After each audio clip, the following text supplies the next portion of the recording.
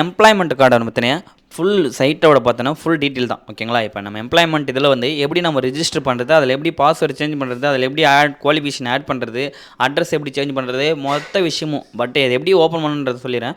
Fire box open பண்ணிங்க, அதில் கூகுளும் open பண்ணிட்டு அதில் டிஎன்இஜின் வேலை வைப்புன்னு சொல்லி போட்டிங்க அப்படின்னா வரும். இல்லை சைட் இப்படி தான் இருக்கும் ஓகேங்களா. இதில் வந்து யூசர் ஐடி பாஸ்வேர்டு போடுறது. ஃபஸ்ட் நான் ஒரு இதாக சொல்கிறேன். எக்ஸிஸ்டிங் யூசர்னு இருக்குல்ல, அதை கிளிக் பண்ணுறேன்.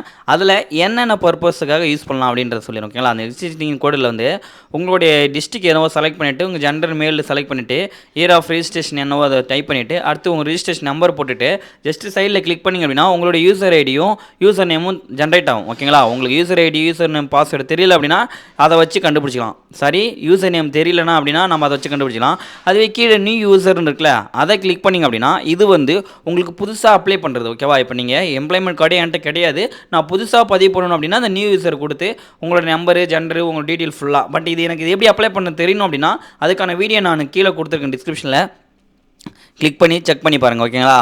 பட் இது வந்து புதுசாக அப்ளை பண்ணுறதுக்கு சரிங்களா. அடுத்தது ரெனியூவல்னு ஒன்று இருக்குல்ல, அது எதுக்காக அப்படின்னா நம்மளது வந்து ரெனியூவல் ஆகிருக்கும். இப்போ நம்ம டேட்டு எக்ஸ்பைரி ஆகிட்டு இருக்கும். இப்போ 3 வருஷம் முடிஞ்சதுக்கப்புறம் ரெனியூவல் பண்ணுற மாதிரி இருக்கும். அந்த ரெனியூவல் பண்ணுறவங்க இதை கிளிக் ஏர்னு கொடுங்க ஓகேங்களா.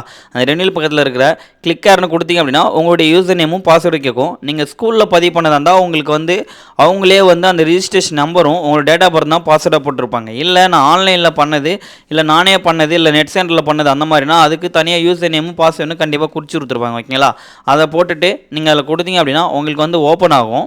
இப்போ நான் கிளிக் பண்ணுறேன். கிளிக் பண்ணி ஓப்பன் ஆயிடுச்சுங்க. அதில் அந்த அப்டேட் ப்ரொஃபைல்னு இருக்குது பாருங்கள் ஓகேங்களா. அதில் கிளிக் பண்ணி அப்படின்னா உங்களுக்கு ரெனியூவல்னு ஒன்று காமிக்கும். அந்த ரெனியூவல்ன்றதில் கேண்டிடேட் ரெனியூவல்னு இருக்குது பாருங்கள், அதை கிளிக் பண்ணுங்கள். அந்த ரெனியூவலில் கிளிக் பண்ணோன்னே இதில் வரும். அதில் கேண்டிடேட் ரெனியூவல் கொடுத்தோன்னே உங்களுக்கு வந்து ரிஜிஸ்ட்ரேஷன் நம்பர் எல்லாமே காக்கும். இது இப்போ ஆல்ரெடி ரெனியூவல் தான் இருக்குன்றதால பிரச்சனை இல்லை.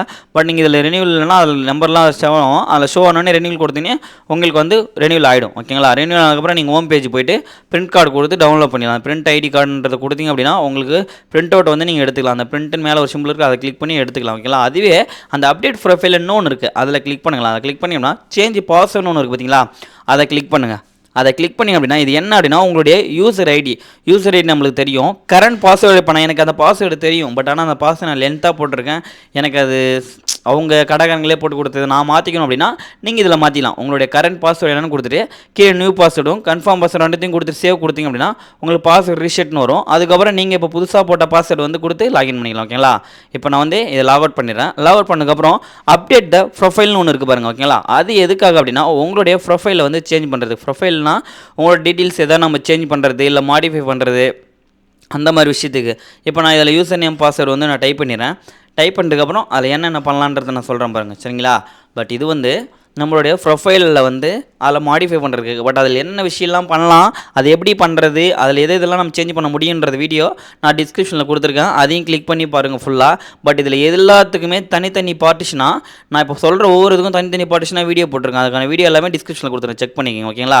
இப்போ இதில் வந்து மாடிஃபை காண்டாக்ட்னு இருக்குது பார்த்தீங்களா, அந்த மாடிஃபை காண்டாக்ட்ன்றதை கிளிக் பண்ணிங்க அப்படின்னா உங்களுடைய டீட்டெயில்ஸ் ஃபுல்லாக காட்டும் ஓகேவா. இதில் நம்மளுடைய நேம் சேஞ்ச் பண்ண முடியாது, அப்பா நேம் சேஞ்ச் பண்ண முடியாது. ஒரு சில டீட்டெயில்ஸ் மட்டும் நம்ம அட்ரஸ், இப்போ நம்ம ஒரு இடத்துலேருந்து வேறு அட்ரஸுக்கு மாறி இருப்போம்.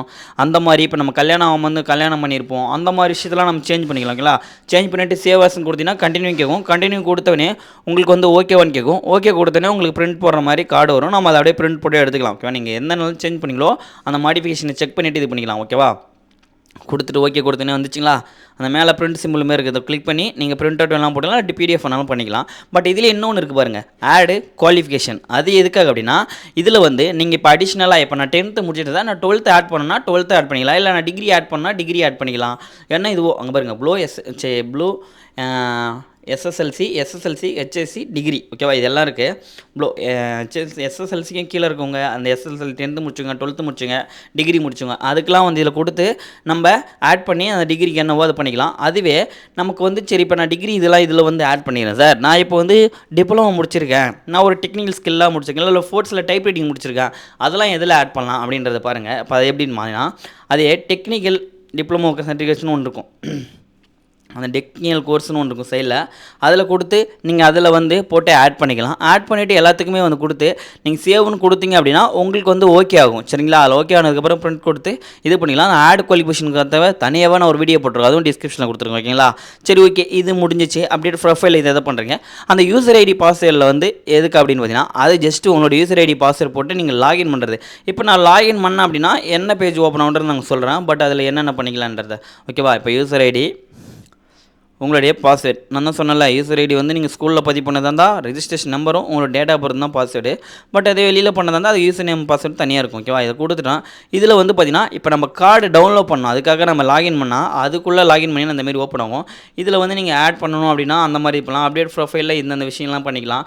பட் நமக்கு வந்து பிரிண்ட் அவுட் பண்ணணும். அந்த கார்டை டவுன்லோட் பண்ணோம்னா பிரிண்ட் ஐடி கார்டுன்னு இருக்கும், அதை கிளிக் பண்ணி அப்படின்னா நீங்கள் எதுவுமே மாடிஃபை பண்ணாமல் ஜஸ்ட்டு டவுன்லோட் பண்ணுன்றதுக்காக அதுக்கடுத்து அந்த பிரிண்ட் சிம்பிள் கொடுத்தீங்கன்னா அதில் இது பண்ணிக்கலாம். அதுலேயே பார்த்தீங்கன்னா ஃபர்கட் பண்ணணும். எனக்கு பாஸ்வேர்டே தெரியாது சார், நான் அதை ஃபர்கட் பண்ணணும் அப்படின்னா கீழே ஃபர்கட் பாஸ்வேர்டு இருக்குமா, அங்கே கொடுத்தீங்க அப்படின்னா உங்களுக்கு வந்து பாஸ்வேர்டு தெரியாதவங்க பண்ணுறது இது. ஓகேவா? யூசர் ஐடி மட்டும் போதும். யூசர் ஐடி கொடுத்துட்டு உங்களுடைய டேட் ஆஃப் பர்த் கொடுத்தீங்க அப்படின்னா அதுக்கப்புறம் நியூ பாஸ்வேர்டு நீங்களே கொடுத்துக்கலாம். நீங்களே கொடுத்து சேவ் கொடுத்தீங்கன்னா சேவ் நியூ ரிஜிஸ்டர்ட் ஃபைல்னு சொல்லி வந்துடும். சக்ஸஸ்ஃபுல்லாக வந்ததுக்கப்புறம் நீங்கள் உங்களுக்கான ஐடியும் பாஸ்வேர்டு கொடுத்து நீங்கள் இது பண்ணிக்கலாம். இது பாஸ்வேர்டு தெரியாதவங்க பண்ணிக்கிறது. ஓகேவா?